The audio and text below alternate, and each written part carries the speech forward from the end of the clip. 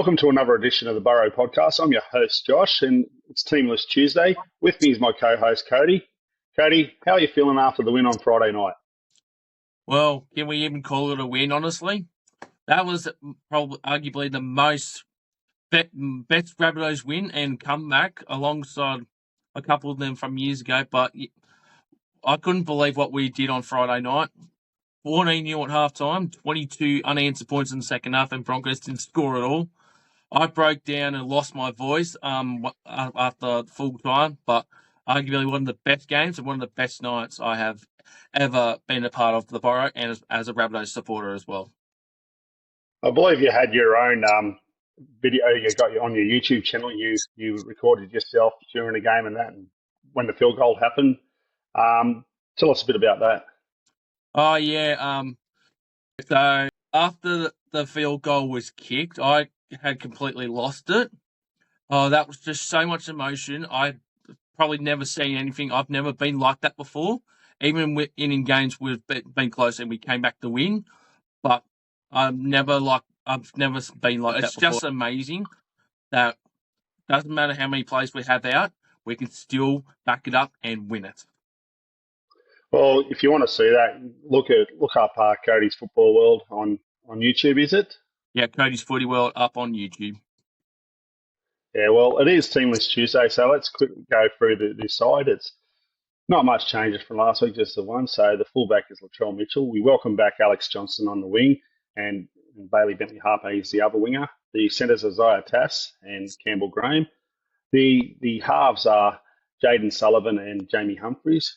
Your front row again, Keon Kaloa-Matangi and Jai Arrow, with Saliva Havili playing hooker. You've got the second rowers of Ewan Aiken and also Tallis Duncan. Lachlan Hubner is the lock. The bench is made up of Jai Gray, Sean Kepi, Davey Moali, and Leon LeBlanc, with your 18th man, Junius Toller. And on the extended bench, Lewis Dodd, Josh Schuster, Fletcher Myers, and Jacob Host. What do you make of the side this week? Pretty much the same squad from last week, with Fletcher Myers making way for AJ. AJ returns for the first time since round 6, I believe, which that was in Perth, coming off a hamstring injury. Bit unfortunate, but great to have him back in the squad, and it's time for him to start scoring tries once again. Yeah, well, he came back. I think it was the Panthers game. He came back and he only lasted half a game, and then he was back a couple of weeks later in Perth and again another injury. So he hasn't had much luck of it lately, chasing down the all-time record, isn't he? At the moment on 196 tries. So hopefully he can get a few more. But you've got a stat there for him against the Tigers. Yep. So in his last 6 games for AJ that he's played against the West Tigers, he has scored 11 tries in his last 6 games, which is very impressive. So you'd back him to cross for a couple of tries this week, hopefully, and you got Tavita Totola's on the bench as 18th man, sorry, and he was last week. What do you make of that?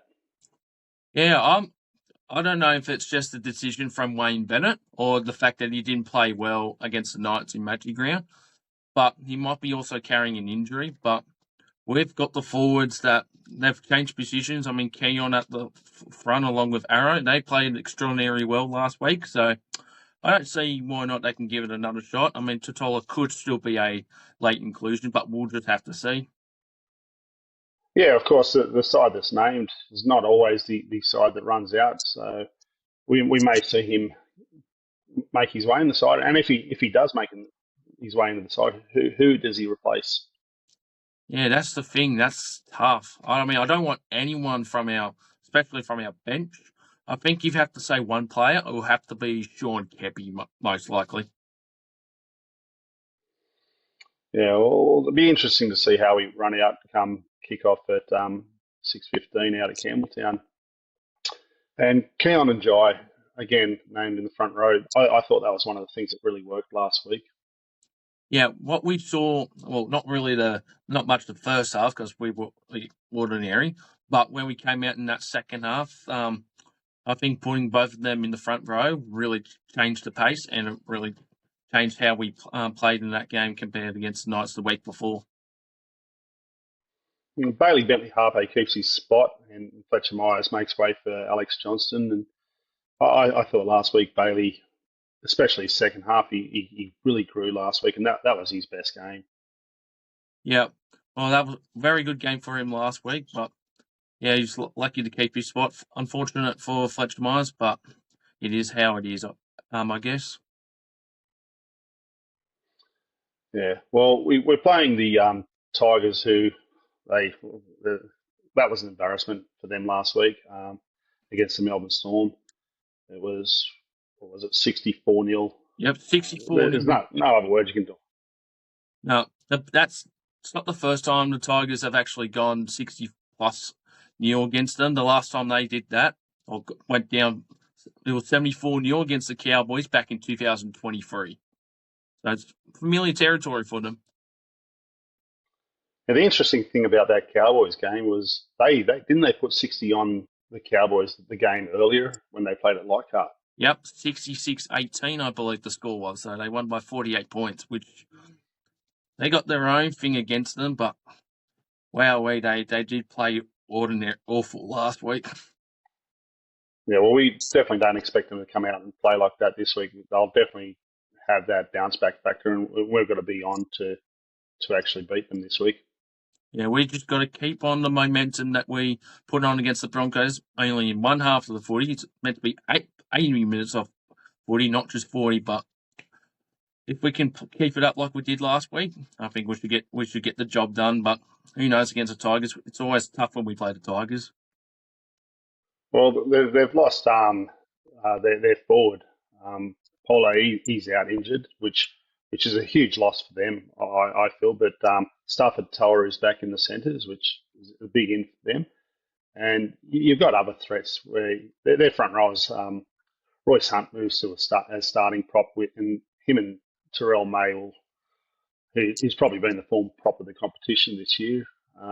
They come up against Keon and Jairo, which will be a great battle up front, won't it?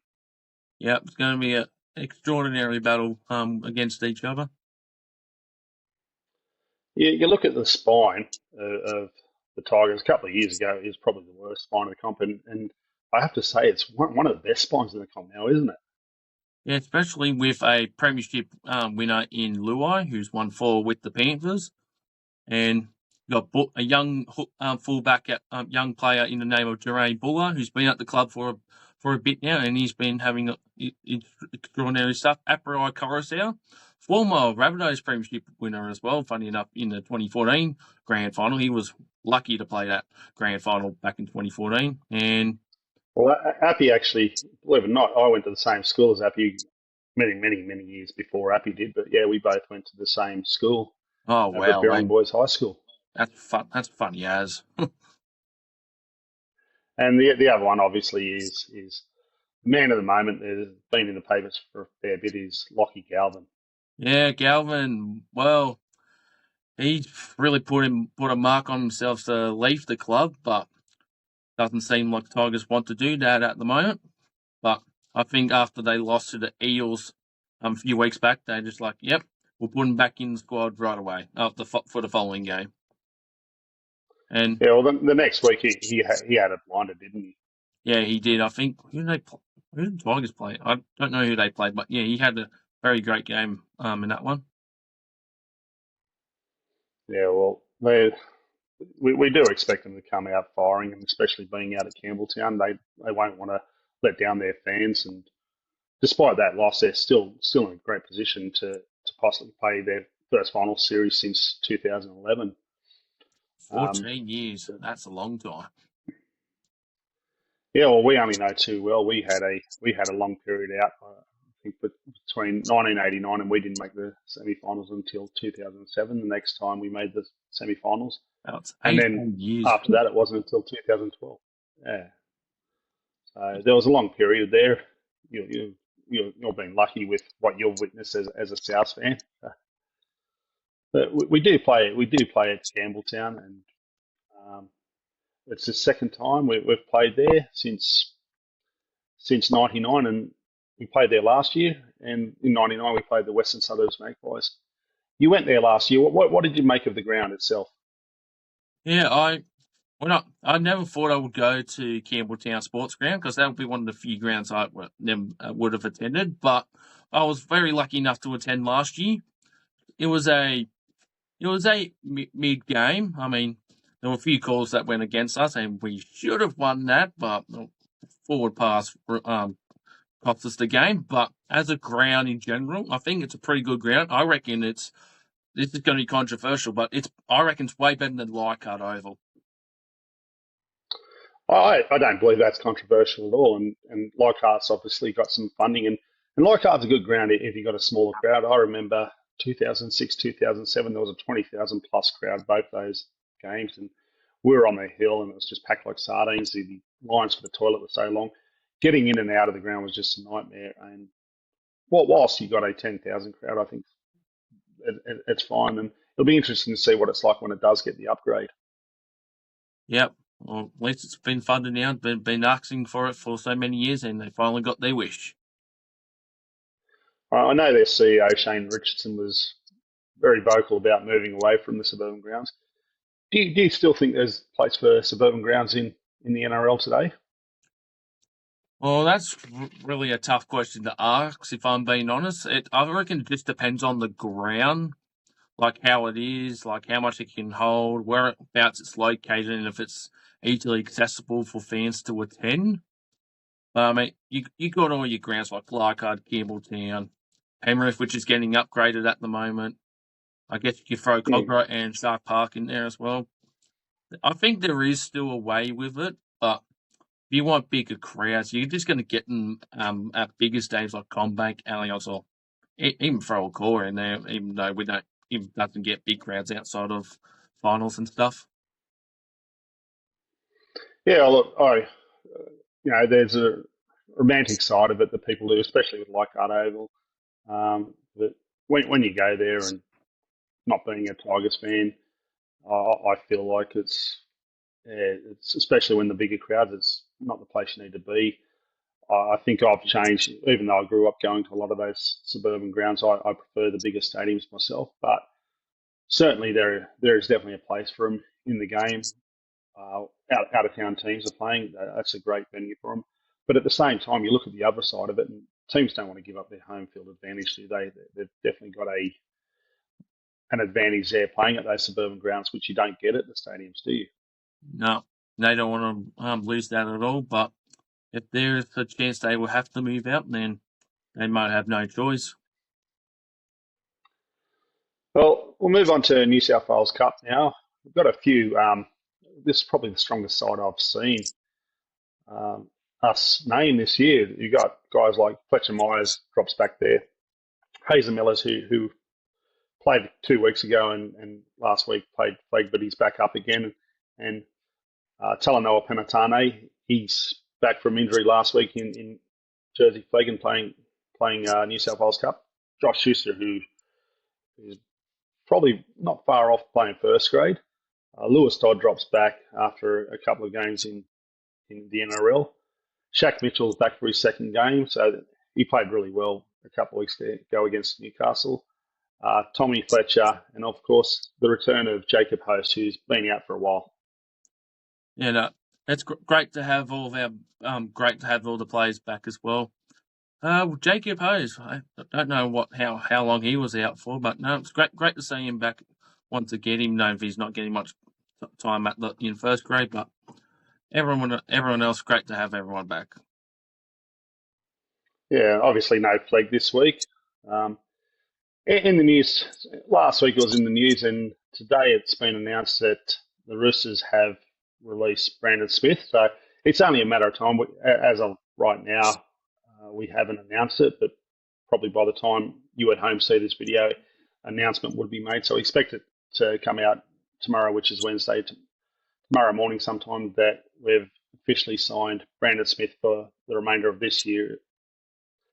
How, how do you feel about Brandon Smith coming early?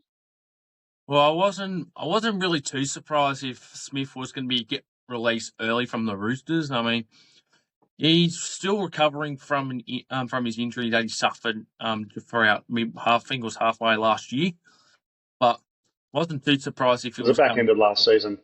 Yep, I wasn't surprised if it was coming early to sign with us, but no, I reckon it's actually a great decision. I mean, it was rumored that he was going to be, even when he returned, if he wasn't going to come to us right away, he was going to only be playing for reserve grade, and then you got a player who's played at multiple clubs and probably one of the best back forwards that we have in this game right now.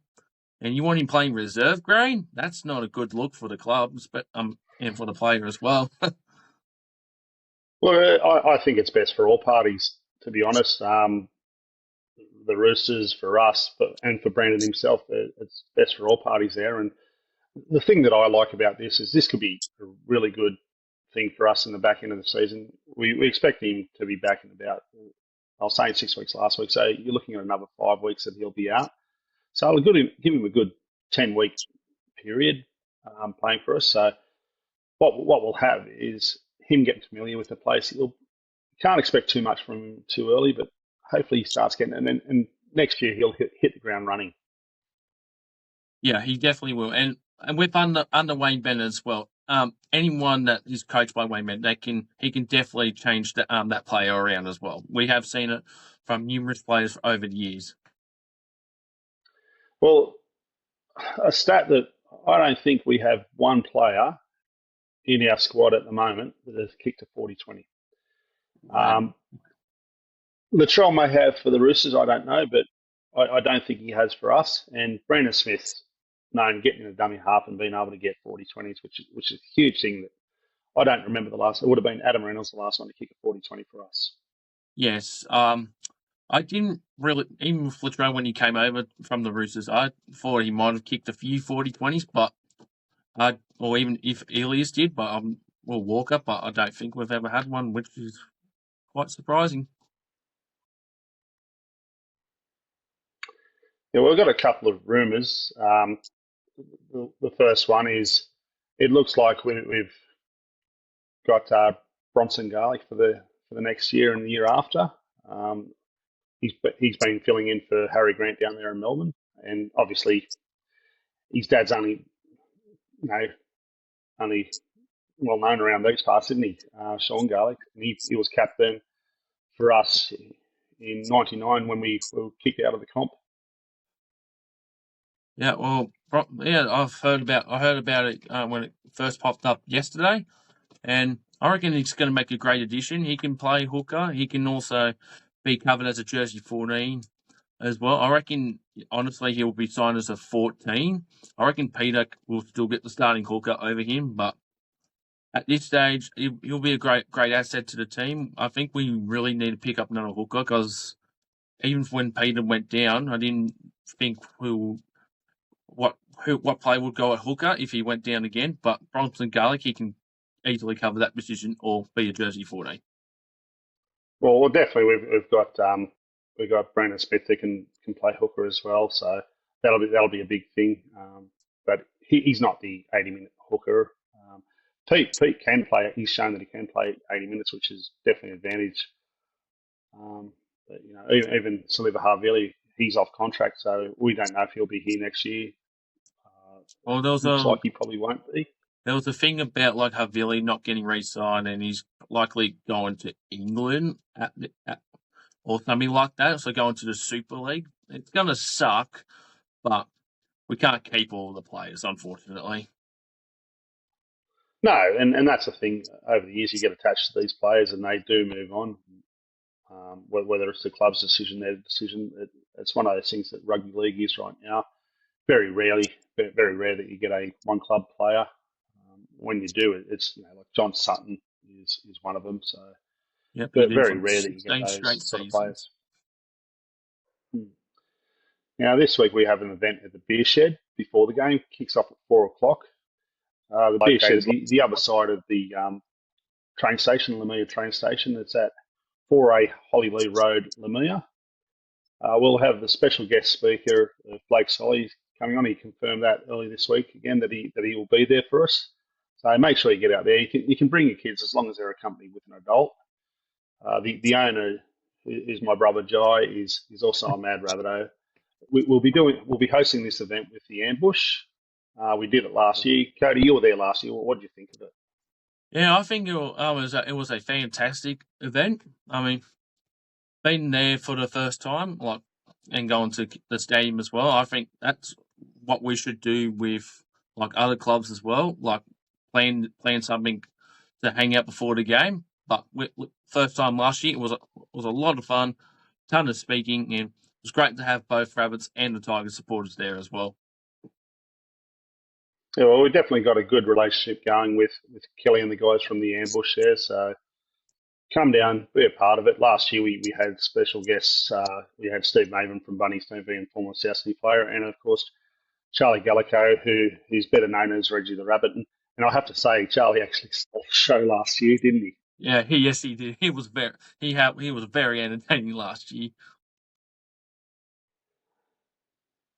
Yeah, So, well, we got a couple of new segments. Obviously, the first one that you've been part of. Well, actually, you've been part of both of them. But the getting to know our members, we've released the one with you. We've released the one with Mick Tasker, and this week we got Ruben's one. I've finished all the editing and we've gone through it again, and that's one not to be missed. But what are your thoughts? Like not just yours, but when you sat back and watched Michael's, what were your thoughts on that? yeah, so I watched back on Michael's one when it first came out a few days ago, and I realised I could have actually spoken a lot more louder. I thought I was, but watching back on it and watching mine one back as well, I wasn't clearly loud enough. So obviously, I got to really get that sorted out. But with his interview, it was fantastic, and it was great to listen to as well. And can't wait for Ruben's as well, which will be coming out in just a few short days. Well, honestly, Rubens, I have to say, was one of my favourite ones to do. He was very animated, very excited. He's a very excitable young lad, isn't he? Yes, he is very energetic, and he's very passionate, just like all of us in the Burrow as well.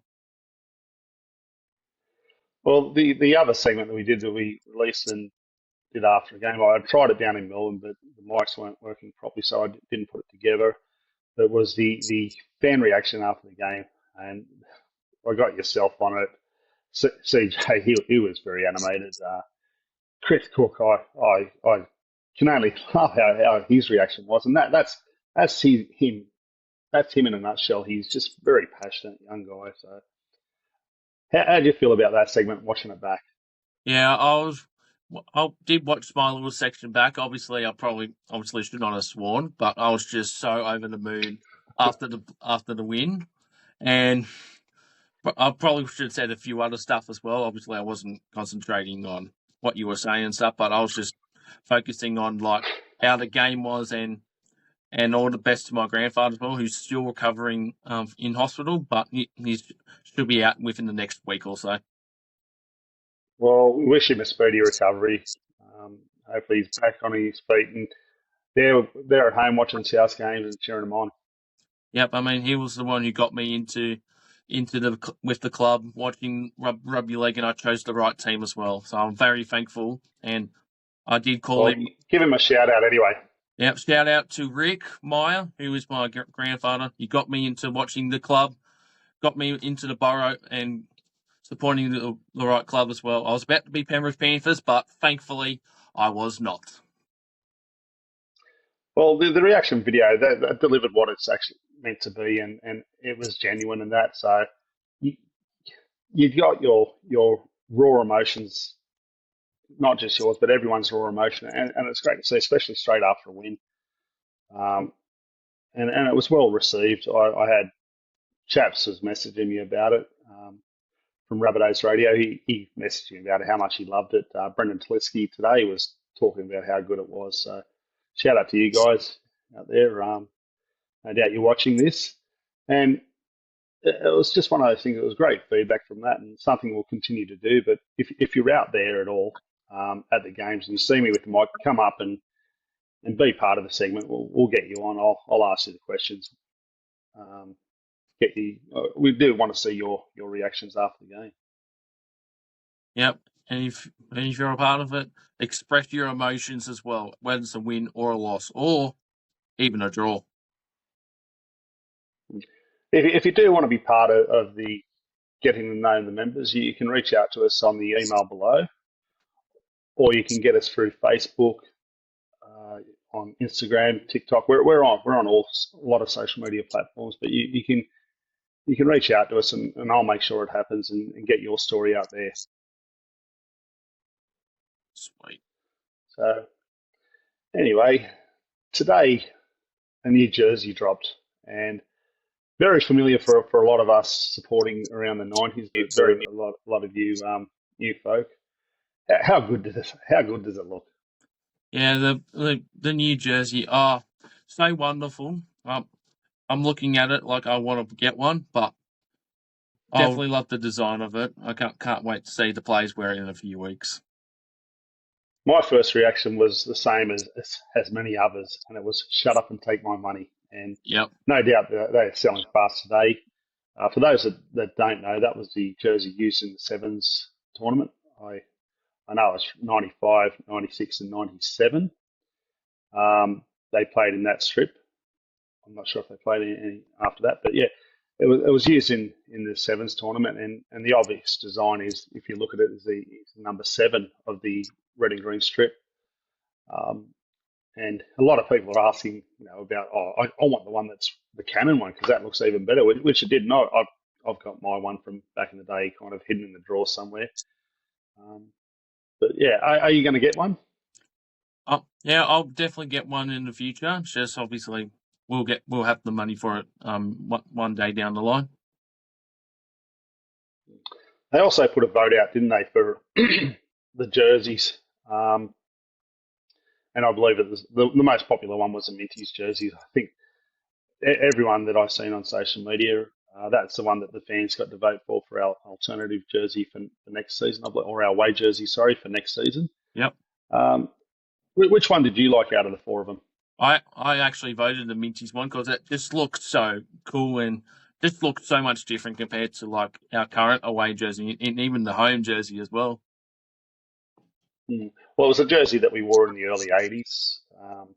I believe it made a comeback in 2012 in the game against the Tigers, where we won in Golden Point from a Greg Inglis field goal. We I we remember come that back. one. And it was probably the worst field goal you could get. Got the job done. That's the Like main thing. it didn't, yeah, it went over.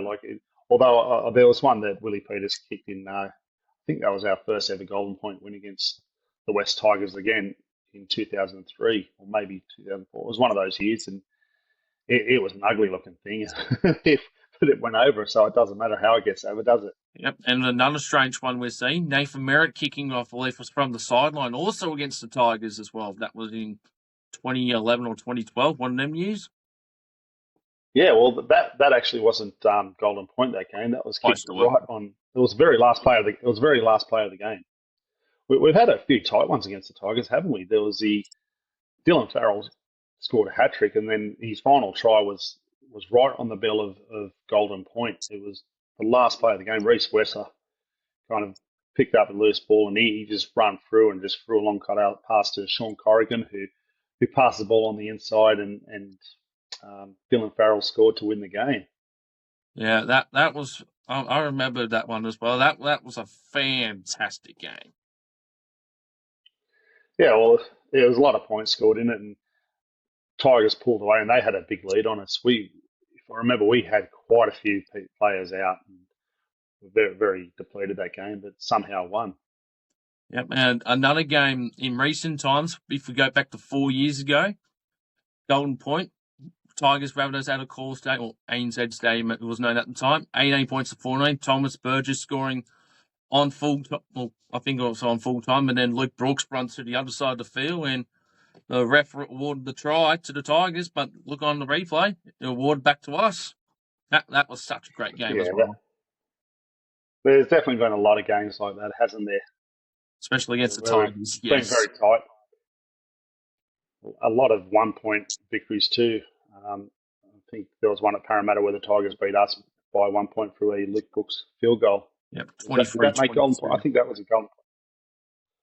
Yeah, I'm not sure if that was golden point or regulation time, but yeah, it's a lot of them. And look, I mean, we've had a lot of close wins this year. The only one that wasn't really close was the Panthers, and they came back a little bit in the second half, but never any threat in that game. But hopefully this week is going to be a bit different. Although I expect the Tigers to come out firing. I mean, especially after you get pumped 60 points plus against a Melbourne side that's hasn't been playing that good, but they clearly showed it last week. Yeah. Well, we're in Bay 24 this week. That's the away supporters bay. If you haven't got your ticket, I'm not sure if there's any more available there. There probably is a couple, but get online, get your tickets, get to the game, be there with us, get behind the boys. I'll definitely need it. Spur them on and be part of it. It's a late Sunday kickoff at 6:15. Unfortunate time slot. It's not the best time slot for us, but not the best. We will be up there. We'll be up there cheering them on. And let's get revenge against these bastards that cost us last year. Well, that's about enough for today. I'm your host, Josh. Any last thoughts, Cody? All I've got to say is AJ hat-trick and go the Rabbitohs. Let's win it. Anyway, I'm your host, Josh, joined by Cody. That's all today for the Burrow podcast. Make sure you like and subscribe. Leave a comment. We love to hear from you. Ask any questions. We'll get back to you. That's all for today. Go the Rabbitohs. Go the Rabbitohs. South Sydney! South Sydney!